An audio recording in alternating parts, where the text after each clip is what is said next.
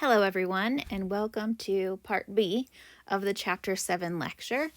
And I will apologize in advance as I am recording this from home while doing a bathroom renovation project with my kids and husband and pets all in the house. So I can't promise they won't interrupt this video or cause some background noise.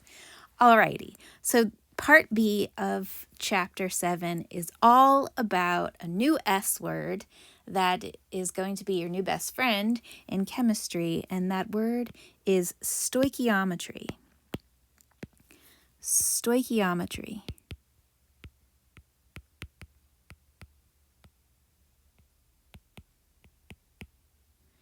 So what is stoichiometry? Stoichiometry is a mathematical relationship between chemicals in a reaction, and we use it just like sort of like a recipe to determine how much reactant is needed in order to make a certain amount of product, or how much product is formed from a certain amount of reactant. So we can read chemical equations like a recipe. So kind of like in order to make a sandwich, you need 2 pieces of bread, 5 pieces of turkey, and a piece of cheese. All right, we need 1 molecule of methane for every 2 molecules of oxygen in order to make 1 molecule of carbon dioxide and 2 molecules of water. So you can kind of think of it as, how many ingredients you need to make a pizza or to make a sandwich or to make a cake. Just in this case, our reactants or our ingredients are the reactants, and our products are the whatever meal it is that we're trying to make. Okay, so stoichiometry, what we use these coefficients for is to make something called a mole ratio. So the mole ratio shows us the relationship between any 2 chemicals from the equation, and we use the coefficients. So for example, for this equation here, we could say do a mole ratio between methane and oxygen. So we can say that for every 1 mole of methane, we need 2 moles of oxygen. Or we could say that for every 2 moles of oxygen, we make 1 mole of carbon dioxide. Or we could say that to make 2 moles of water, we need 2 moles of oxygen gas. All right, so for any 2 ingredients or any 2 species in this equation, we can create a mole ratio that basically just tells us the relationship between those 2 compounds or those 2 substances. All right, so we can use the mole ratio to convert between moles of substance A and moles of substance B. So if we wanted to figure out how many moles of oxygen we need in order to make a certain number of moles of carbon dioxide, we can do that using the mole ratio. So we use the mole ratio if we're trying to figure out how much reactant is needed or how much reactant is used in a reaction, or if we want to figure out how much product is formed. So a real simple stoichiometry problem is here. How many moles of methane and oxygen are needed in order to produce 5 moles of water? So 5 moles of water is what we're starting with, because that's the number we're given. We're given 5, and what are we given 5 of? Moles of water. So I'm going to write out my 5 moles of water. And I want to figure out 2 things. I want to figure out how many moles of methane and how many moles of oxygen. So first I'll do methane. How many moles of methane? Well, we want to multiply this by a conversion factor that has moles of water on the bottom and moles of methane on the top. And since we're comparing moles to moles, that's a mole ratio. And we get the number of moles from the equation itself. So I go back up here to the equation, and I see that there's 1 mole of methane for every 2 moles of water. So my moles of water will cancel out, and I find that I need 5 moles of methane. in order to make 5 moles of water. All right, for the oxygen, again, I'm starting with the 5 moles of water that I was given, and I multiply it by the mole ratio, where I have 2 moles of oxygen on top, 2 moles of water on the bottom. I can't do math. Okay, sorry. For the top one, 5 divided by 2 is 2.5, my bad, 2.5 moles of methane. But 5 times 2 divided by 2, that's 2 divided by 2 is just 1. So it would be 5 moles of oxygen that we need.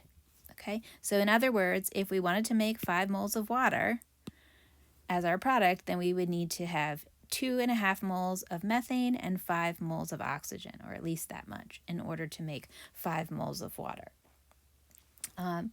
So mole ratio problems, that's a very simple single-step stoichiometry. You could probably just do that in your head, just looking at the equation up here. But sometimes the numbers are not so straightforward, and so knowing how to use the mole ratio as a conversion factor is important. Let's do another example. How many moles of iron 3 oxide are needed to completely react with 15 moles of carbon monoxide? And then there's a second question, how many moles of iron would be formed? So the first question, let's deal with that. It gives us a number, and that is the number that I want to use. That's how I'm going to start this problem. All right, I have 15 moles of what? 15 moles of carbon monoxide. Okay, that's what I'm starting with. And then I want to know, what do I want to know?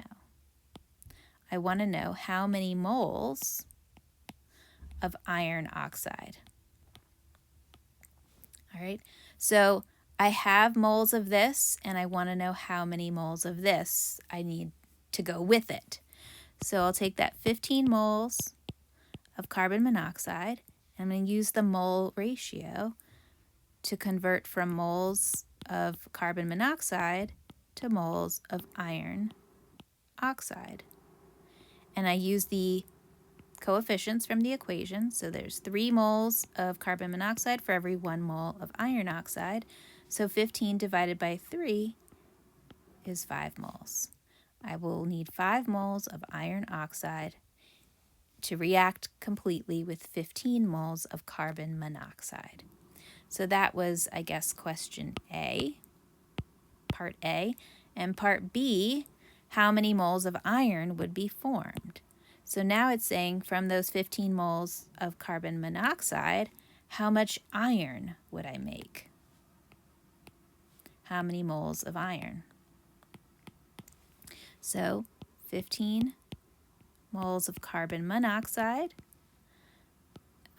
3 moles of carbon monoxide makes 2 moles of iron. So 15 divided by 3 is 5 times 2 is 10. 10 moles of iron would be formed. Okay, so those are some very basic, simple stoichiometry problems. The thing is, in lab, we can't really measure moles of a substance. There's no kind of a machine that measures moles. We typically measure moles by measuring mass. In the lab, we measure the mass of something, and then we can use the molar mass to figure out the number of moles. But the chemical equation relates things not in mass. These coefficients are referring to moles of a substance, not the mass of a substance. So it's very common in stoichiometry, in chemistry in labs, to measure the mass of something, but then to have to figure out how many moles that is. So stoichiometry really is using chemical equations to do grams to mole conversions. So we're just taking our grams to mole conversions to the next level, because in the lab we measure things by mass, not moles. We need to figure out the mass of the substance that we have using like a balance, or we might be given it in a problem. And then we can use the molar mass of that substance, of substance A, to figure out how many moles of A we have. Then we can figure out how many moles of B, whatever other product or reactant is, we can figure out how many moles of B we're going to make by using the mole ratio. And then we can figure out what mass of B we will produce using the molar mass of B. So in these more complex stoichiometry problems, the steps we're going to take is we'll use the molar mass of A to convert the mass of A into the moles of A. Then we'll use the mole ratio to figure out how many moles of B we're going to make from that many moles of A. And then we can figure out the mass of our product by using the molar mass of that substance. So let's work some problems here. Example number 1. How many grams of calcium nitride are formed when 35 grams of ammonia react? All right, so in this case, we're given the mass of something. In this case, A is our calcium nitride. Or no, I guess that's what we want to find out. So we want to know how many grams of calcium nitride are formed. That's what we're trying to find. And we are given a mass, grams. We're given 35 grams of ammonia, NH3. So we want to go from here to here. Basically, we're given mass of substance A, and we want to find the mass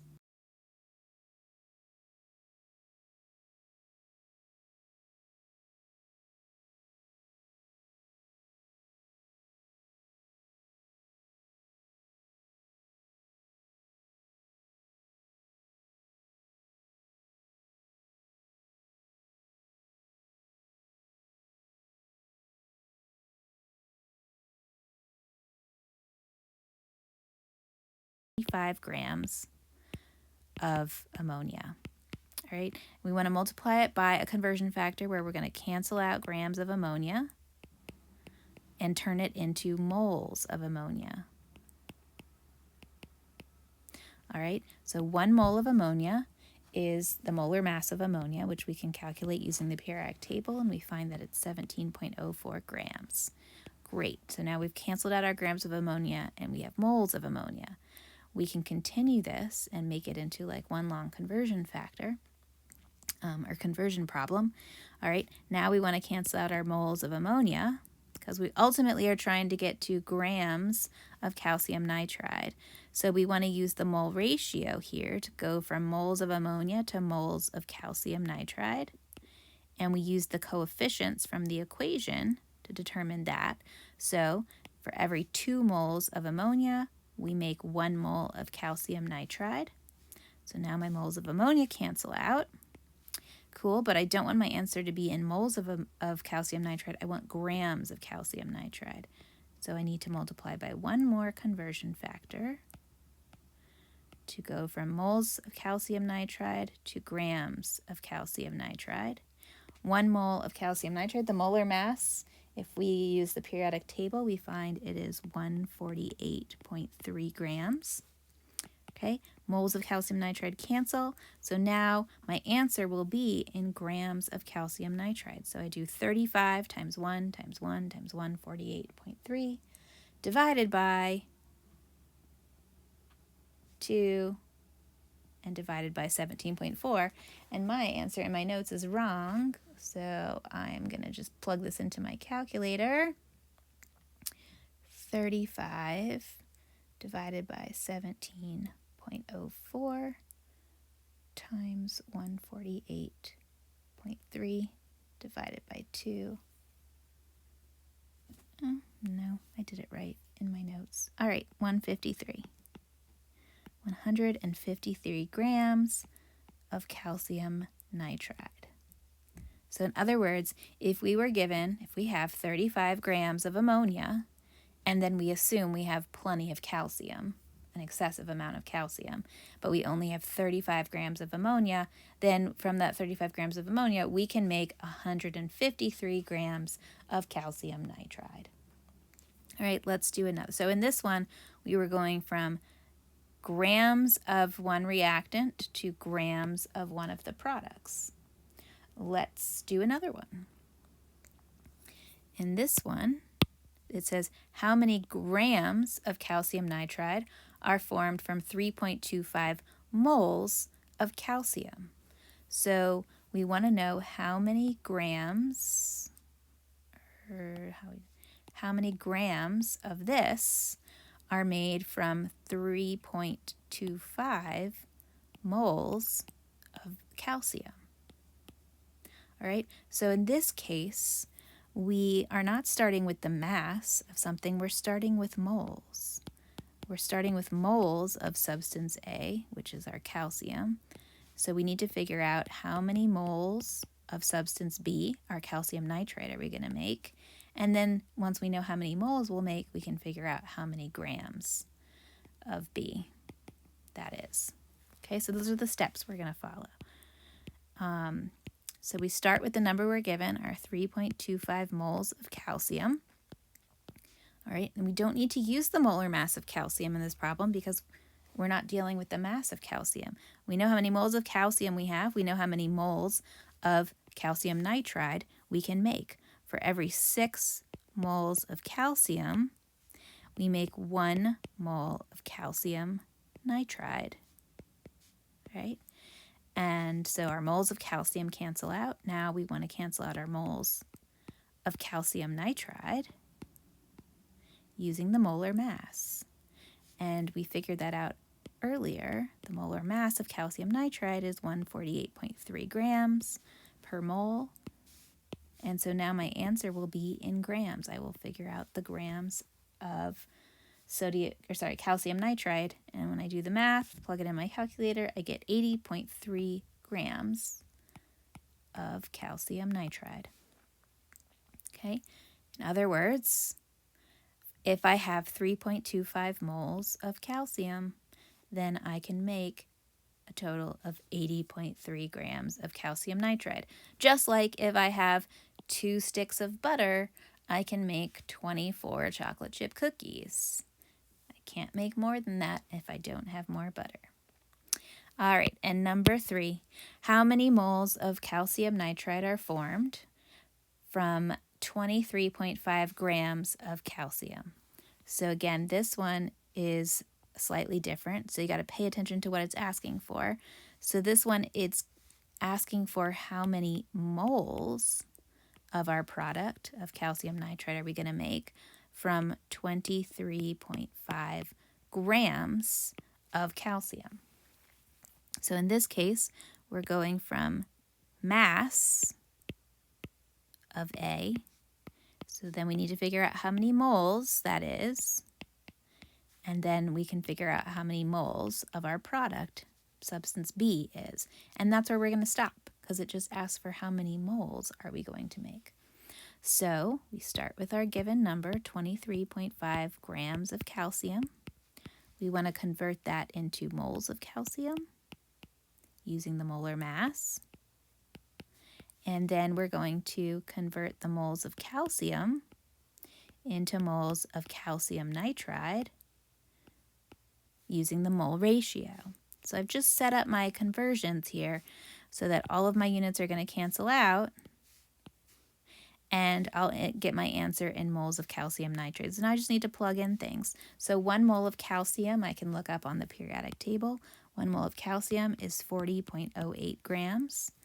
And in the equation, there's 1 mole of calcium nitride made for every 6 moles of calcium. So now I just do the math, and I get 0.0977 moles of calcium nitride. All right, so those are 3 different ways problems could be asked. I used the same equation for each of these problems, but I asked slightly different things. I either gave you the mass of one substance and asked for the mass of another. You might be given the moles of substance and asked for the mass of another substance, or the mass of one substance and find the moles of another substance. So there's all different kinds of ways that the questions can be given around a single equation. You have to know how to navigate between these different things. So this is sort of a pathway that you will use, that if you're given the mass of something, you just have to remember to go from mass to mass, you have to go through moles. All right. So you have to follow this trajectory. But you might be given moles and of A and asked for mass of B, or you might be given the mass of B and asked for the mass of A. Okay, so it can go in all different directions, this sort of path of problem solving. So with the stoichiometry we were doing on that page, we were dealing with solids, things that were measured on a scale using the mass. But another way that we can measure the amount of something is, especially for solutions, a lot of times they're not measured by mass, but they're measured by volume and not by mass, and definitely not by moles. But we could, just like we can convert mass to moles using the molar mass, we can convert volume to moles by using concentration, specifically molarity in this case. All right, so molarity,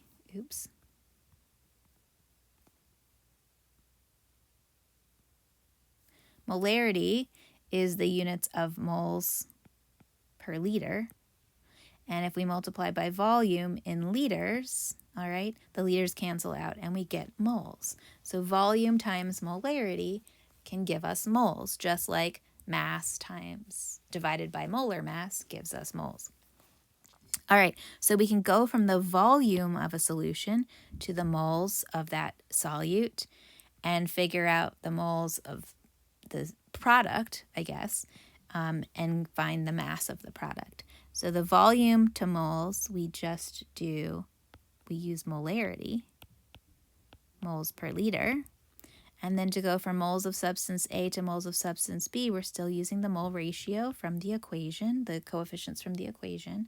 And to go from moles of something to mass of something, we still just use the molar mass of that something, whatever B is. All right.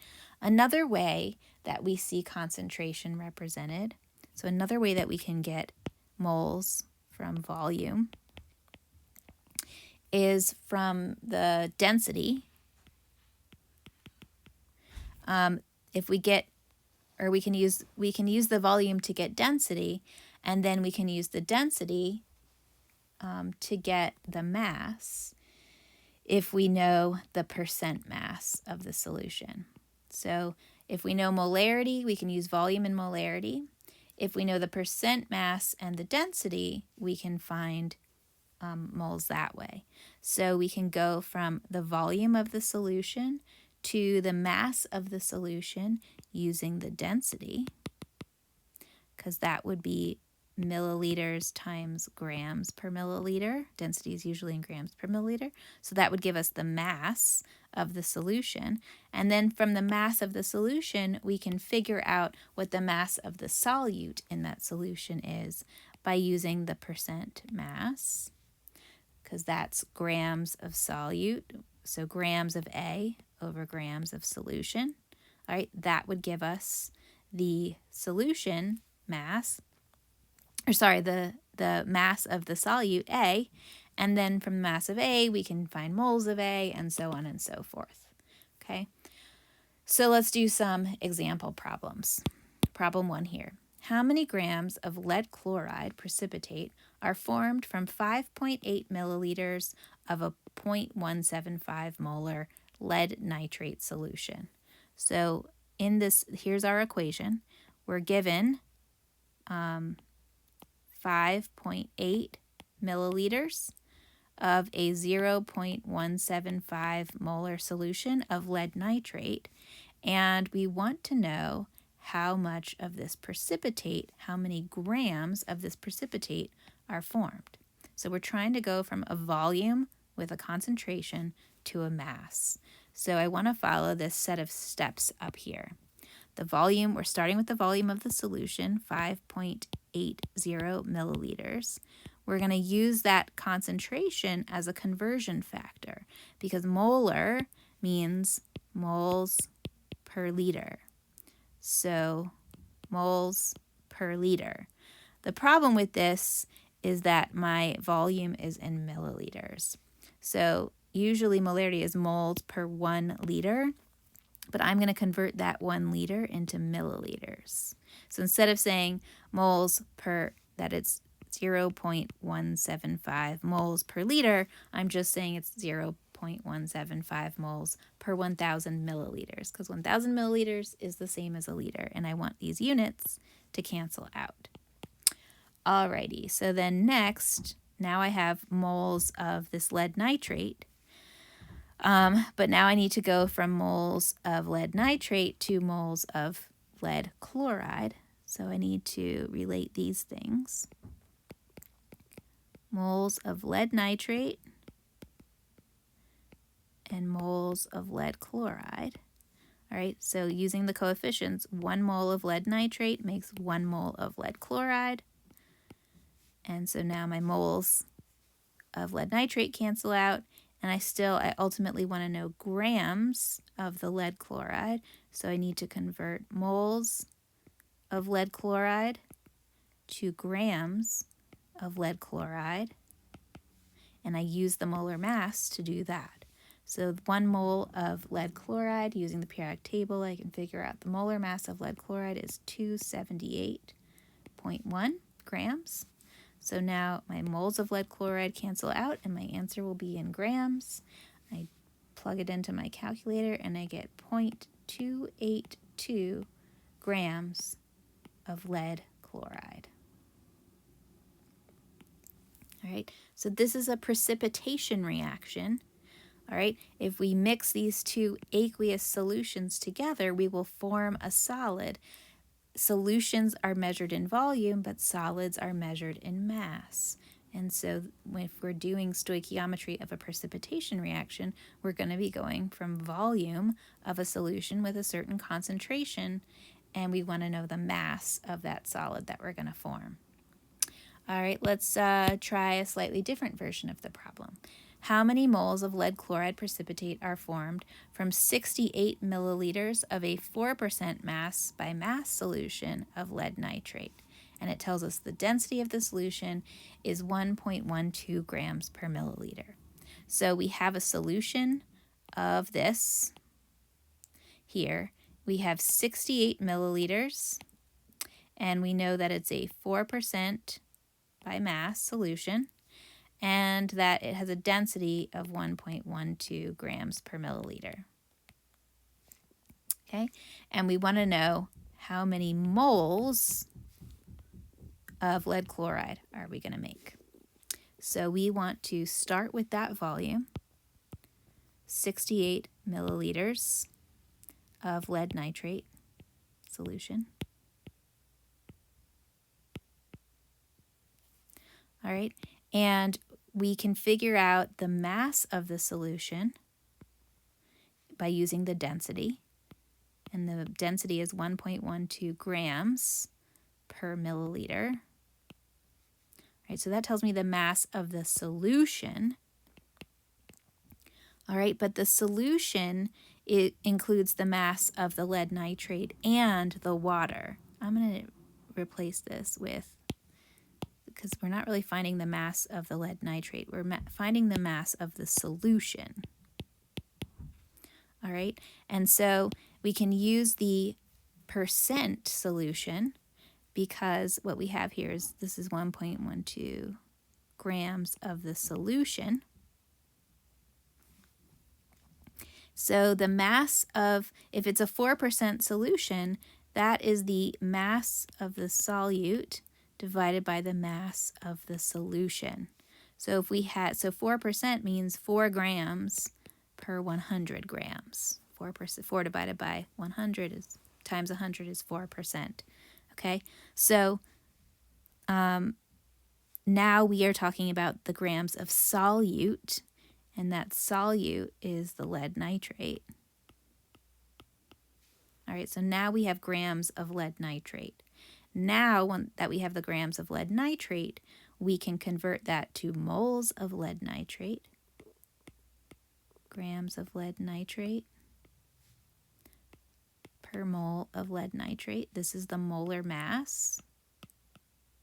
using the molar mass as our conversion factor. So 1 mole of lead nitrate is 331.2 grams. I just figured that out using the periodic table. And so now I have moles of lead nitrate, but I want to know how many moles of lead chloride I'm going to make for every 1 mole of lead nitrate. Oh, that was weird. I make 1 mole of lead chloride. So it's a 1-to-1 mole ratio there. Could have just done that part in my head, but I'm doing it on paper. So my milliliters of solution cancel out, my grams of solution cancel out, my grams of lead nitrate cancel out, and my moles of lead nitrate cancel out, and I end up with moles. My answer will be in moles of lead chloride, which is what I was asked for. And now I just plug all that into my calculator. 68 times 1.12 times 4 times 1 divided by 100 divided by 331.2. My answer is 820. I need to round it to 3 sig figs. Oh no, I need to round it to 2 sig figs. Sorry. So 820. Nope, sorry. I'm reading my notes wrong. 0.0082. 1, 2, 3. Yes. 0.0082 moles of lead chloride is the answer. So these math problems stoichiometry problems are multi-step. You can break these into multiple steps. If you don't feel comfortable doing a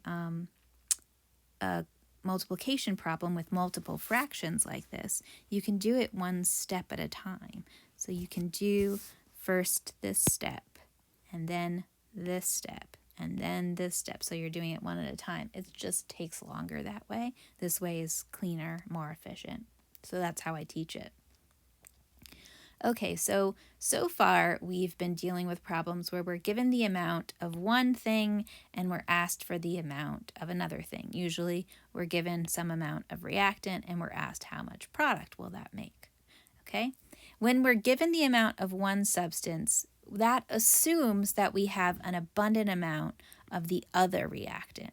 So if we have 68 milliliters of lead nitrate and a whole bunch of potassium chloride, then we can make 0.0082 moles of lead chloride. But what if we have a finite amount of both of these reactants? All right, one of those reactants is going to run out first. And we call that the limiting reagent or the limiting reactant. Limiting reagent or reactant, either way, and we can abbreviate that as LR. So that's the reactant that's used up first in the reaction, and it limits the reaction. The reaction stops when we use up the limiting reagent. So to use the recipe analogy, if I have 2 sticks of butter, no, let's go with a sandwich, okay? If I have 2 pieces of bread and I have a whole bunch of cheese and a whole bunch of turkey slices, I can still only make 1 sandwich. The limiting reagent is the bread. I only have 2 pieces of bread. So it doesn't matter how much cheese and how much meat I have, I can still only make 1 sandwich.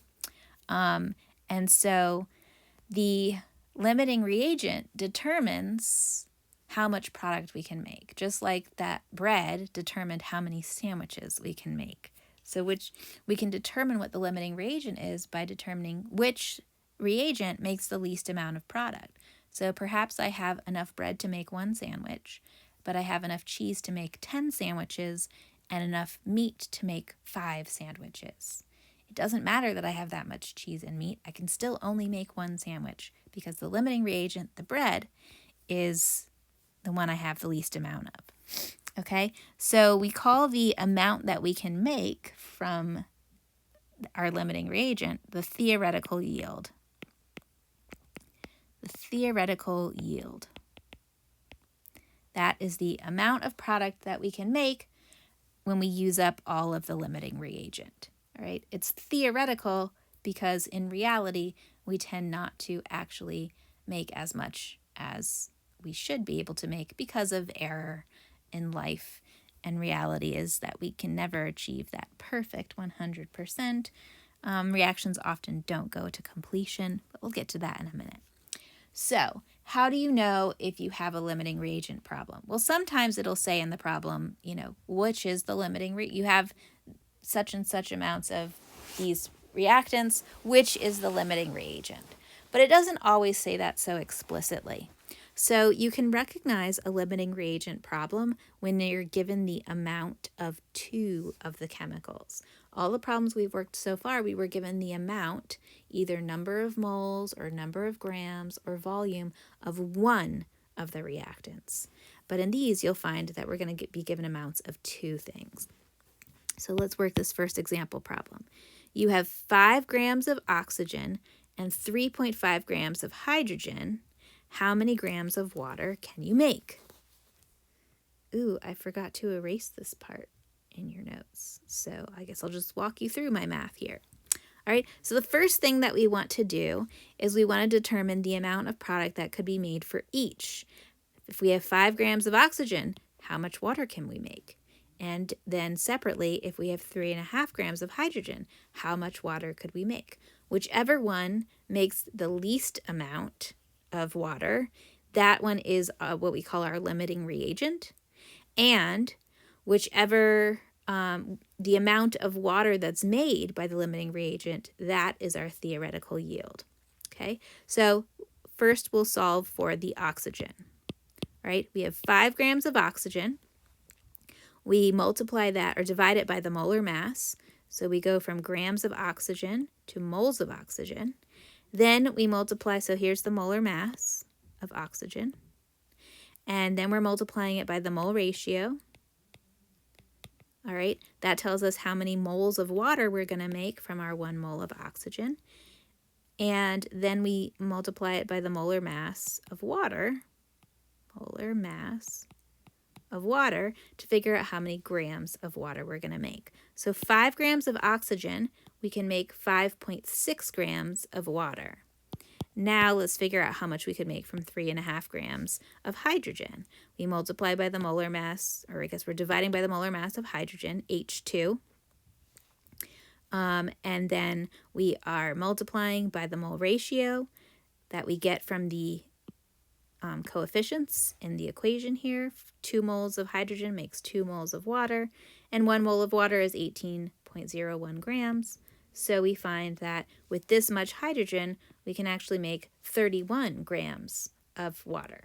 All right, so in this case, our limiting reagent is the oxygen. All right, oxygen is our limiting reagent, and our theoretical yield is the amount of water we can make from that limiting reagent. So our theoretical yield is 5.6 grams of water. All right, so if we have 5.0 grams of oxygen and 3.5 grams of hydrogen, it's the oxygen that is the limiting reagent.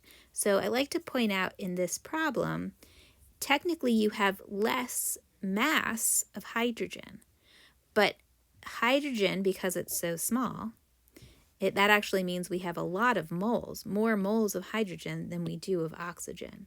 And so although at first glance you might think that hydrogen is the limiting reagent because we have a lower amount of mass, okay, but it's not the mass that determines it. It's the number of moles, and also the mole ratio determines how much we can make. We also have a 1-to-1 ratio for moles of hydrogen to moles of water. So it is important to do the math to figure out what the limiting reagent is. You can't always just eyeball it from the masses because it depends on the molar mass of that substance. So even though we have more oxygen mass than we do hydrogen, our oxygen is the limiting reagent. And we'll use up that total, that 5 grams of oxygen, to make 5.6 grams of water. And then we would have some excess hydrogen left. And we'll get to that coming up later, calculating excess reagents. But first, let's go back to that topic of theoretical yield. So we figured out that the theoretical yield in this reaction is 5.6 grams of water. In reality, though, if we conducted this reaction, we probably wouldn't get 5.6. We'd get like 4.8 or 5.0 because reactions don't always go perfectly in reality. And so what you actually get when you do the reaction is called the actual yield. That is the amount of water that you actually measure as your product when you do the experiment in the lab. And that's just the reality of chemistry that you will find as you're doing lab experiments, that a lot of times you don't get the predicted amount, the theoretical amount. And so you can calculate in lab, you can calculate your percent yield.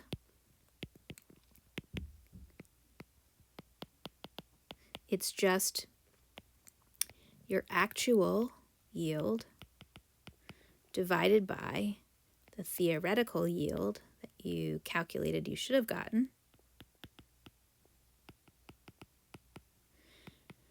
times 100%. So a lot of problems in the textbook or in your homework will be phrased where it gives you, so you didn't actually do the experiment, but some other hypothetical student did the experiment, got some actual yield, and then it asks you to calculate what is the percent yield. Okay, so this problem says if you have 35 grams of oxygen reacts with 75 grams of iron and forms 94 grams of iron 3 oxide, what is the percent yield? Okay, so it's asking you for the percent yield, but notice it's giving you 2 amounts of something. If it gives you 2 amounts, that means you need to figure out the limiting reagent. So before you can determine the percent yield, you need to figure out what is the limiting reagent and what is the theoretical yield. The theoretical yield is how much product we think we can make from the limiting reagent. So we're going to do this problem the same way we did the previous problem. We're just adding a step at the end to figure out what the theoretical yield is. Okay, so we have 35 grams of oxygen, 35.0 grams of oxygen. All right, this is step 1. I'm determining the limiting reagent, and when I determine the limiting reagent, I'm also determining the theoretical yield. So I need to see how much iron 3 oxide we can make from 35 grams of oxygen and also from 75 grams of iron. So let's do the oxygen first. So 1 mole of oxygen, O2, is 32.0 grams. So that cancels out my grams of oxygen. Now I want to figure out use the mole ratio, and 3 moles of oxygen gives me 2 moles of iron oxide. And I want to know how many grams of iron oxide that's going to be. So, grams of iron oxide over moles of iron oxide. That's the molar mass. And the molar mass of iron oxide is 159.7. So my moles of iron oxide cancel out. And I realized that from 35 grams of oxygen, I can make 116 grams of iron oxide. Cool. Okay, now the next question is, how many grams of iron oxide can I make from 75 grams of iron? More or less? All right, so I want to cancel out my grams of iron and go to moles of iron. And then I want to go from moles of iron to moles of iron oxide. And then I want to go from moles of iron oxide to grams of iron oxide. So for this first conversion factor, I'm talking about the molar mass of iron, which is just on the periodic table, 55.85 grams per mole of iron. The second conversion factor is a mole ratio that I get from the coefficients in the problem. So 4 moles of iron for every 2 moles of iron oxide because of these coefficients. And then lastly, the molar mass of iron oxide, which is the same from the previous problem. Okay, and I just do the math and I find that I can make 107 grams of iron oxide from 75 grams of iron. Okay, so in this case, our limiting reagent was the iron, and our theoretical yield is the lesser amount here. This is our theoretical yield. So in order to calculate percent yield, I just take the actual yield. That's what it gave me in the problem here. This 94 grams of iron oxide, that is the actual yield, amount of product that we measured. So 94.0 grams divided by 107 grams times 100% is 87.9%. All right, which is a pretty good yield. When it comes to percent yield, the goal is 100%.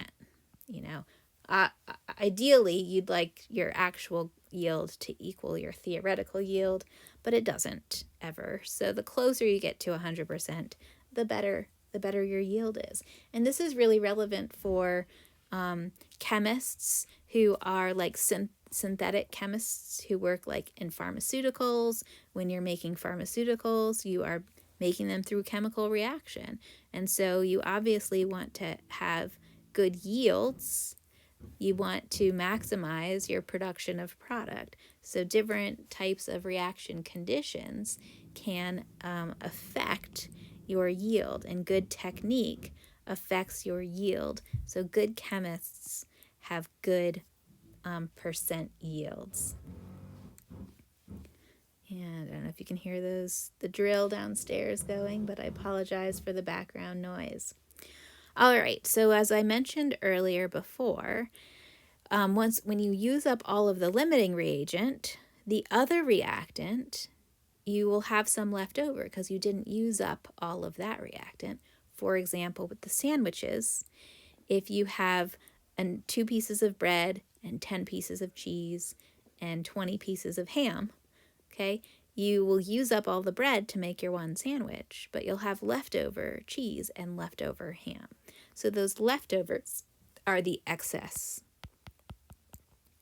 So the excess reagent will have leftovers. And you can determine how much is left over because what you need to do is figure out how much of that excess reagent was used. So 2 pieces of bread only require 1 piece of cheese. So if you have 10 pieces of cheese, then you figure for one sandwich, you used 1 piece of cheese.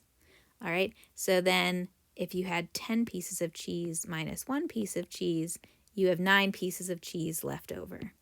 All right, so we do the same thing in stoichiometry with chemical reactions. We figure out how much of our excess reagent was used in order to get the theoretical yield, and then we can subtract that amount from the starting amount to figure out how much remains, how much is in excess. So let's do that with an example problem. We're using that same reaction from before of iron reacting with oxygen to form rust, iron 3 oxide. If you have 55 grams of oxygen and it reacts with 55 grams of iron, so we are given the amount of 2 substances, that tells me right away I'm going to need to find the limiting reagent. That's the first thing I'm going to have to do. How much iron 3 oxide will be formed? All right. That is essentially the theoretical yield that I'm looking for. And then it says how much excess reagent will be left. So first thing we need to do is determine the limiting reagent, and in the process we also determine the theoretical yield. So let's do that first. We have 55 grams of oxygen, O2, and we have 55 grams of iron. So now let's figure out how much iron oxide we can make. So we can kind of copy from our previous problem, but again, I'll show you the steps. We want to go from grams of oxygen to moles of oxygen.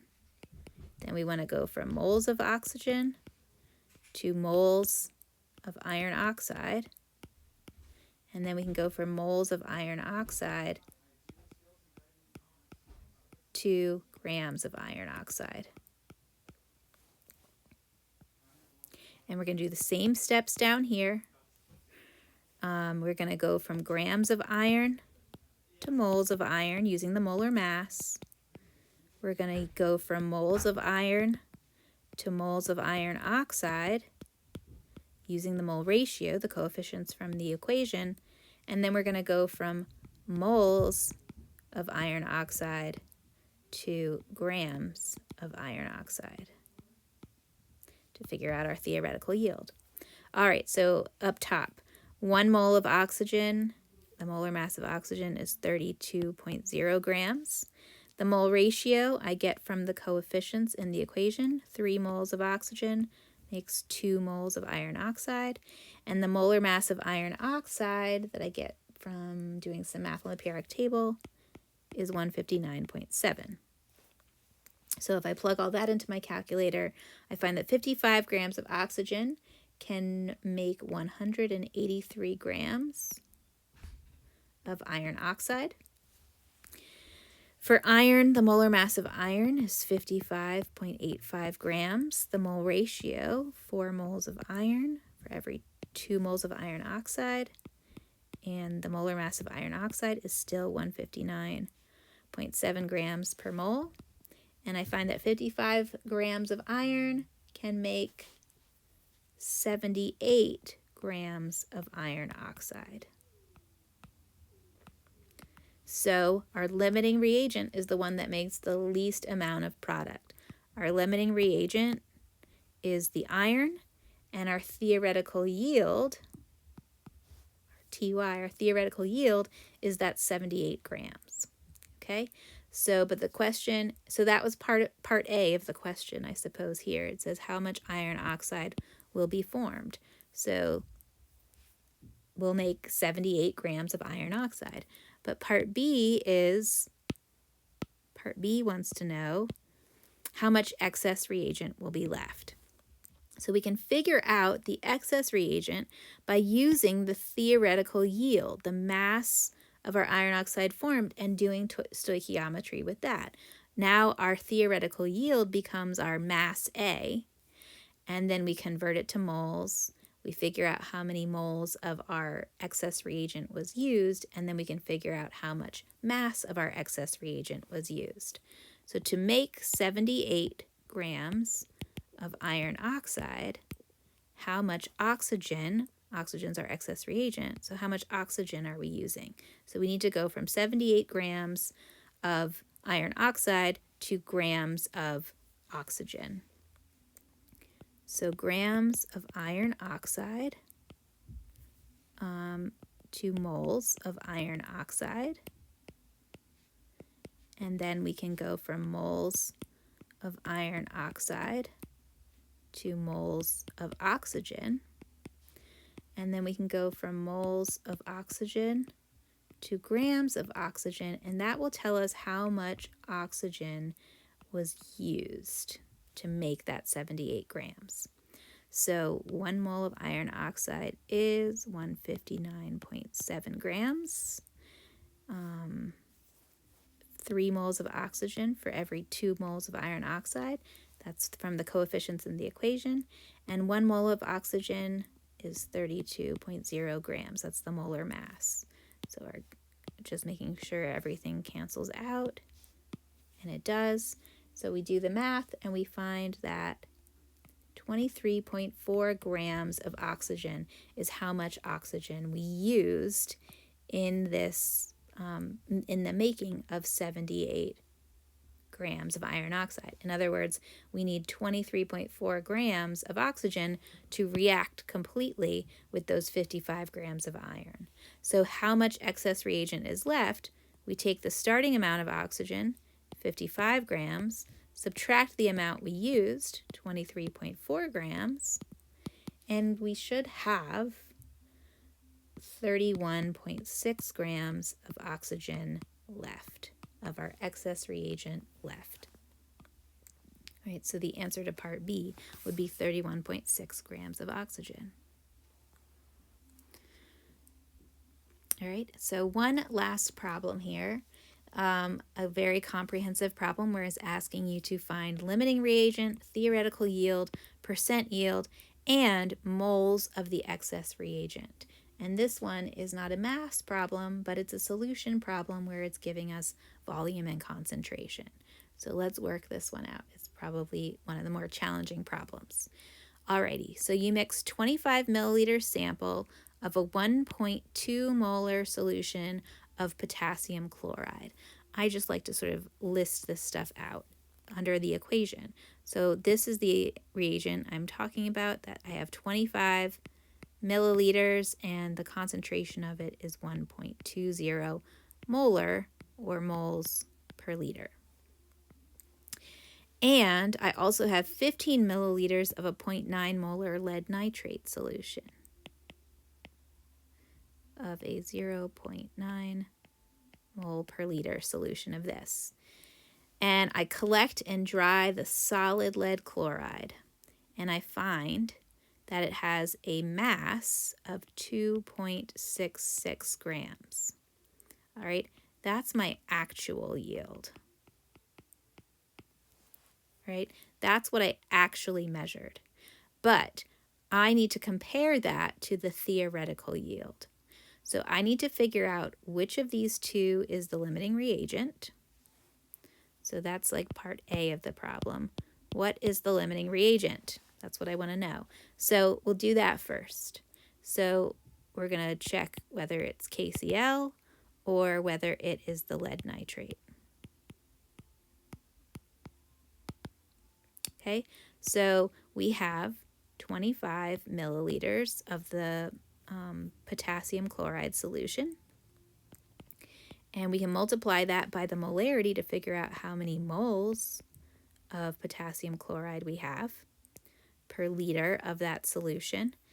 Now I need my milliliters and I need my volume units to match. So I like to just convert that liter to milliliters. 1 liter is 1,000 milliliters. And the molarity is 1.2 moles per liter. Now I can go from moles of KCl to grams of KCl using the molar mass. 1 mole of potassium chloride is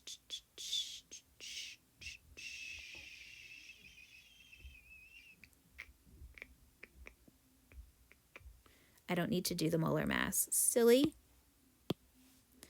Okay, I don't need to go to grams of potassium chloride because I was given volume. What I need to do now that I know the moles of the potassium chloride, now I want to figure out how many moles of product of lead chloride that's going to make. So according to this equation, 2 moles of potassium chloride make 1 mole of lead chloride. And now I just want to figure out how many grams of lead chloride that is.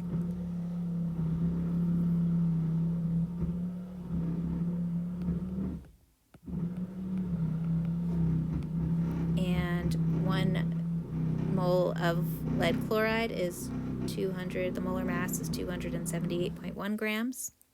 All right, so milliliters cancel, moles of potassium chloride cancel. This is moles of lead chloride, that cancels, and my answer is 4.17 grams of lead chloride that I could make from the given amount of the potassium chloride. Now let's see how much we can make from the lead nitrate solution. We have 15 milliliters of that, and the molarity is 0.900 moles of lead nitrate per 1,000 milliliters or per liter. And we can go from moles of lead nitrate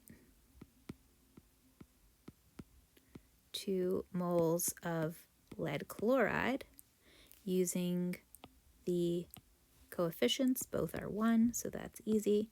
And then we can go to the mass of lead chloride using the molar mass of lead chloride. 1 mole of lead chloride is 278.1 grams. So plug all that into my calculator, and I find that I can make 3.75 grams of lead chloride from the potassium nitrate, the lead nitrate. All right, so the lead nitrate is our limiting reagent. And our theoretical yield is that smaller amount. That's our theoretical yield. So you might write out your answers because it asks what is the limiting reagent. The limiting reagent is lead nitrate, and the theoretical yield is 3.75 grams of lead chloride. So we found those two things, the limiting reagent and the theoretical yield. Now it wants to know what is the percent yield. Well, the percent yield, we'll call this part B, is just going to be the actual yield, which it gave us in the problem, 2.66 grams, over our theoretical yield that we just calculated, 3.75 grams, times 100%. So our percent yield is 70.9%. All right, and then lastly, it wants to know how many moles of excess reagent. Our excess reagent is the oxygen. So we want to know how many moles of O2 are left. But first we need to figure out how many moles of O2 we used. And we can do that by figuring out how many moles of O2 we would use if we made 3.75 grams of lead chloride. All right. Actually, there's two ways we could do this. Another way we could do it is using the starting amount of the limiting reagent, the KCl, but I'm going to do it this way. Just, it's good for consistency. So we take that amount of product, our theoretical yield, we go from grams of lead chloride to moles of lead chloride, and then we go from moles of lead chloride to moles of lead nitrate. We could go to grams of lead nitrate if we cared to, but we don't because it doesn't ask us how many grams of excess reagent. It asks for how many moles of excess reagent. Why did I put oxygen here? Sorry, I'm thinking about the other problem. Our excess reagent, oxygen's not even in this problem. So in this problem, our excess reagent is lead nitrate. Sorry, we want to know how many moles of lead nitrate are left. All right, so now I'm going to fill in these conversion factors. The molar mass of lead chloride is 278.1 grams. And the mole ratio in this problem is 1 and 1. 1 mole of lead nitrate for every 1 mole of lead chloride. And so we find that we used a total of 0.0270 moles were used. Okay? So to figure out how much excess we have to subtract the amount we used from the number of moles we had at the start. But it didn't tell us how many moles we had at the start. It told us the volume and the molarity. Well, we can figure out moles from that. So we had at the start 15 milliliters of a 0.9 molar solution that had 0.990 or 0.900 moles per 1,000 milliliters. So the moles we had at the start, this was 0.0300 moles at the start. So if we want to know how many moles excess we had, we just have to do some subtraction. 0.300 moles minus 0.027 moles gives us 0.003 moles of our excess reagent. Sorry, I'm just messing this up. The lead nitrate was our limiting reagent. It can't be the excess reagent. The excess reagent was the KCl, the potassium chloride. All right, so I might need to fix my math here.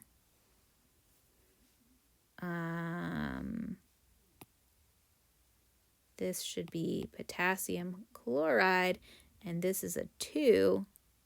And now if you do this math problem, you will get this answer. Okay? So we're talking about our excess reagent, which is potassium chloride. And this is how much, this is also not the right equation down here. All right, copying parts of my notes and not other parts. We had 25 milliliters of that solution, and it had a concentration of 1.2 moles per liter. So 25 times 1.2 equals 0.03, not the other thing I put there. All right, but this is the correct answer. Sorry if I confused you at the end there. But all we did here was we figured out what the excess reagent was. I had a couple of little brain farts there, but it's the potassium chloride in this reaction, okay? And we figured out how much potassium chloride we used in order to make that theoretical yield. And then we also took we had to figure out how many moles of potassium chloride we started with using the volume times the concentration. And then we could do our subtraction problem. And we went from 3 significant figures down to 1 significant figure in our answer because the last part is this subtraction problem. And that is the end. So hopefully you have lots of food for thought and information to practice this in the homework. And if you are struggling, certainly come to office hours.